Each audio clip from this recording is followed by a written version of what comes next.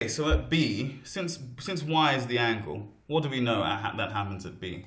At B, the angle is 4 pi. Right, the angle is 4 pi. So I'm going to say that. Therefore, the angle, which is y, equals 4 pi. So I can implement that in. I can say 8 sine to the pi r minus 1 x minus 3 over 2 equals 4 pi. I don't need to put y in there anymore. It used to be equal to y. I've changed it to equal 4 pi because I know that y is the angle, 4b. Then, so I can divide both sides by 8. So I end up with 4/8 pi, which is 1/2. And so it's just pi over 2 is sine to the minus 1 x minus 3 over 2. Now notice, again, it's sine to the minus 1 length equals the angle. So I have just stuck to that theory here. There is the angle. This represents my length. Now let's look back at what that means. That means sine to the minus 1 O over h is equal to theta. We don't have to keep it in this form. This form can sometimes be, normally have less practice of analyzing that form, and it's not always useful. Particularly in these circumstances, we might want to put it back into the sine theta equals O over h form, and that's what we're going to do. So here I have sine to the minus 1 x over 3, or x minus 3 over 2 equals pi over 2. I can use the fact that this can become this and this can become this. They're interchangeable. I can use that to rewrite it as sine pi over 2. So the pi over 2 has come in here. X minus 3 over 2 is there. And this is our new form. This is a form that was quite simple to compute. What is sine pi over 2? Pi over 2 is 90 degrees. The sine function is circular in nature, in that you can analyze what happens at pi over 2. There, let's assume that this is your x-axis for sine. At 90 degrees, we have something that looks like this. And so what you end up with, if that is 90 degrees in here, I probably would want a square to represent that rather than an ellipse.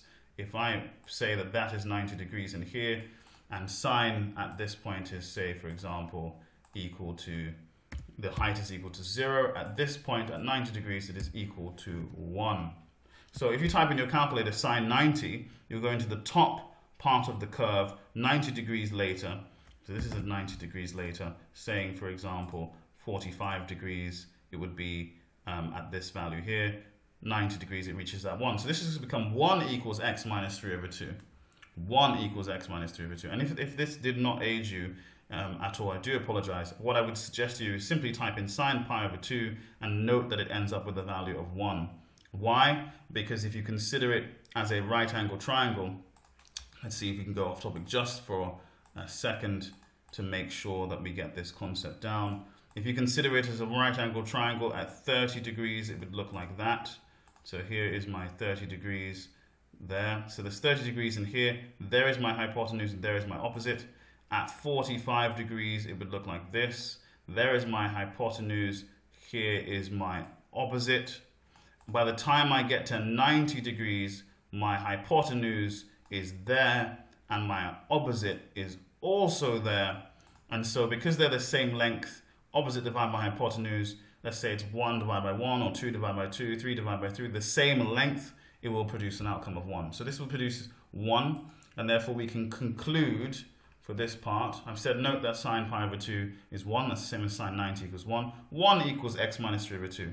Plus 3 over 2 on both sides, 1 plus 3 over 2 is x, and so x therefore is 5 over 2, because this is 2 over 2 plus 3 over 2, this would be 5 over 2, which is 2.5.